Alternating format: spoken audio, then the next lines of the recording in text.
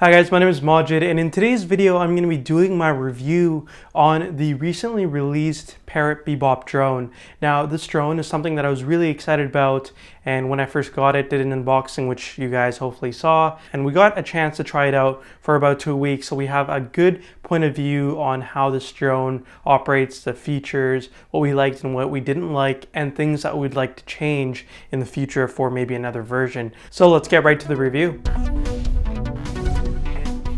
The Bebop drone doesn't have a very large footprint. It has dimensions of 28 centimeters by 32 centimeters by 3.6 centimeters. Now this is including the hull. By the hull I mean the outside protective pieces. And in terms of weight, it weighs 390 grams without the hull and 410 grams with the hull. So overall it's a very lightweight device. The structure of the Bebop drone is made up of ABS plastic with a little bit of glass fiber reinforcing it. In terms of the motors, it's using 4 brushless Outrunner motors that provide it with a lot of power in order to spin the blades fast enough to bring this device into the air. But not only that, they give it a lot of speed. This drone has the capability of going 13 meters per second horizontally, which is actually quite fast. But it's not just the actual hardware components, it's mixed with a lot of the software side, which is making it possible for you to do all these things. Now, in terms of connectivity, it has 802.11 AC and Wi-Fi standards that can be transmitted in either the 2.4 gigahertz band or a 5 gigahertz band. It has a fairly large signal range, but in my experience it was around 150 meters or 500 feet in which you got the best experience. Now, in terms of sensors, it has a lot of technology packed into the tiny little bundle. It has 3-axis magnetometer, it has a 3-axis gyroscope, a 3-axis accelerometer, and an optical flow sensor for vertical stabilization, which means it pretty much takes a shot every 16 milliseconds and just compares it to the previous shot to determine the speed of the drone. It also has an ultrasound sensor at the bottom of the device, which works up to a flight altitude of 8 meters. So the thing that looks like the speaker at the bottom of the drone is actually an ultrasound sensor, which is using that space to actually see how high the drone is flying. It has GPS tracking, which allows you to do a lot of cool things. So you can set it to go to multiple locations or set a home point, whereas if you lose connectivity, it will return to your home point. That way you don't have a flying drone just stuck in the air, which is definitely something that you don't want. And the automated flight plans are actually very cool as well. You can set it so that it goes around to each individual place and then it makes its way back home. So one of the coolest things about this drone is the camera. It features a 14 megapixel CMOS camera with a fisheye lens that's capable of seeing up to 180 degrees.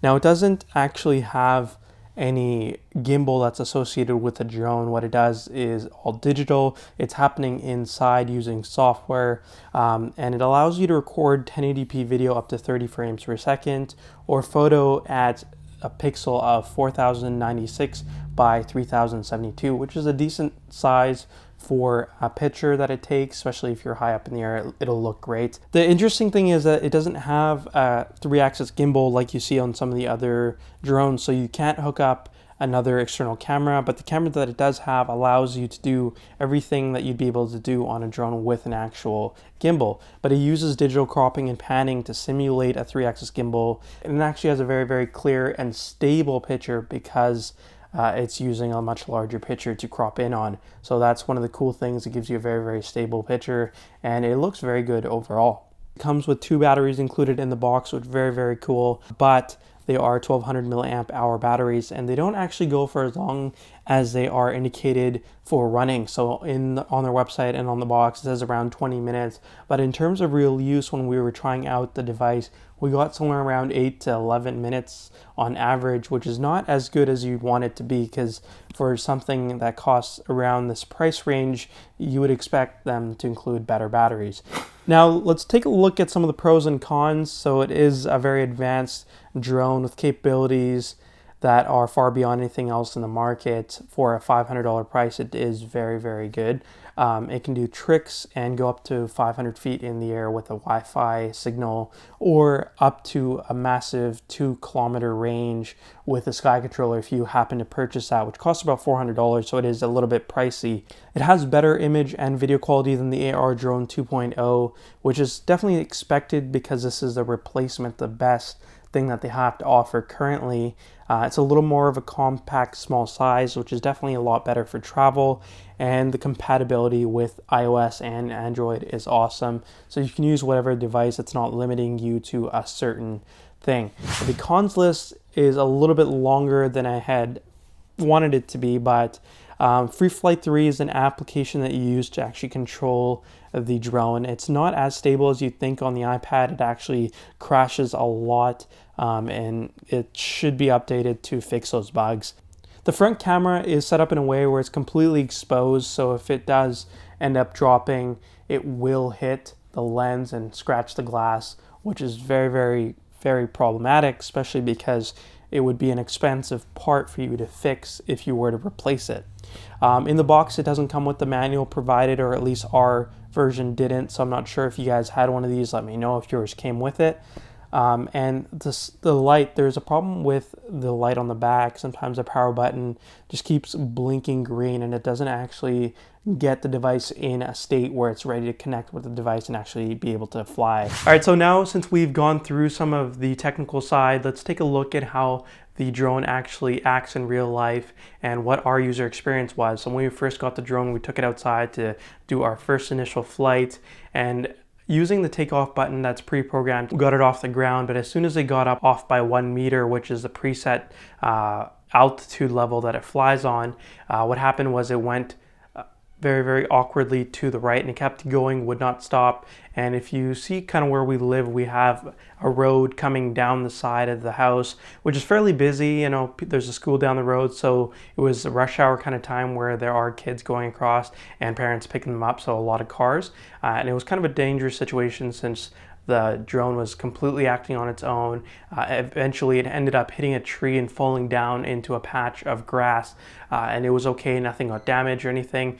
So the next time we took it up to the school field, which is actually pretty big. There's a school down the road from us, and we ended up tying a string to it just in case we were afraid that something like that would happen again, where the drone would act irrationally and just go away from us. But that didn't end up happening. We got a decent amount of control. It was very easy to fly at first, but it was kind of odd getting to learn the on-screen controls, but it does work fairly well. In terms of the Wi-Fi range, it's not as good. About 500 feet was what we got, and then it started to weaken, and there were some points where we lost contact with the drone, so the application was trying to search and reconnect with it, but it wasn't working.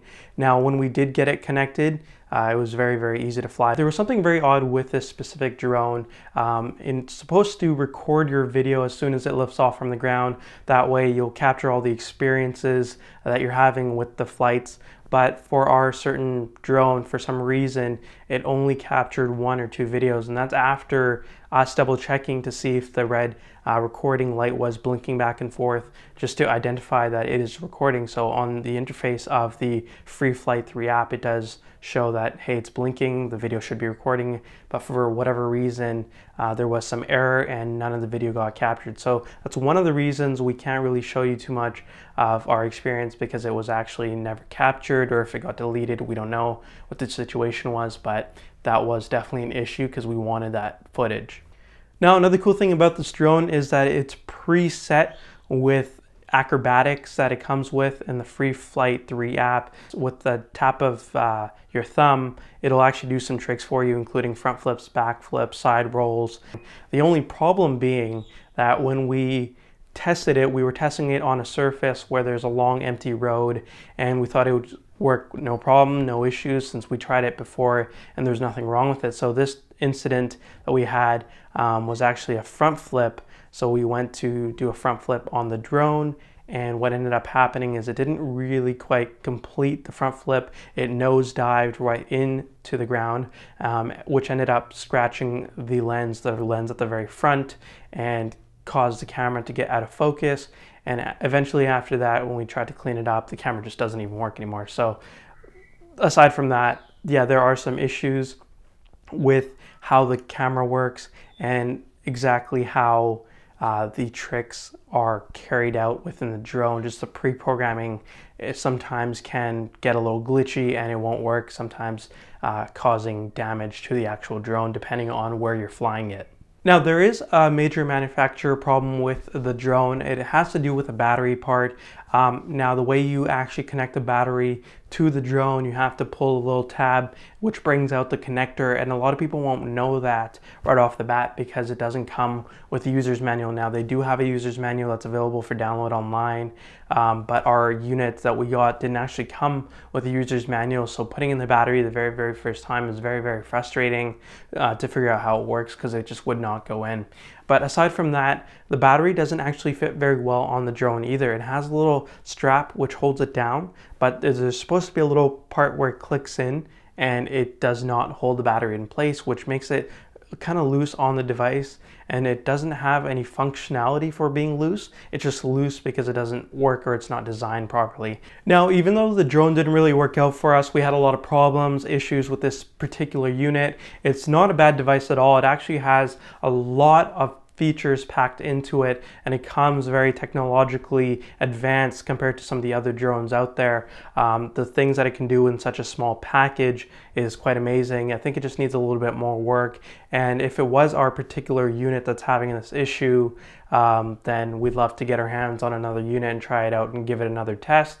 But for our initial first test for flying a drone using an iPad or an iPhone as a controller, it didn't work out so well, but we still like the device. It has a lot to offer for a lot of people that are getting into the market and trying out drones. It's very easy, and it's one of the cheaper options to go with, unlike the DJI, which can sometimes be up to $800 to $1,000 depending on which one you get. Alright guys, so that's basically it. If you like the review, make sure to add it to your favorites and subscribe to our channel for more videos to come. We have a pretty good lineup of videos that we're going to be bringing out constantly, so make sure to subscribe.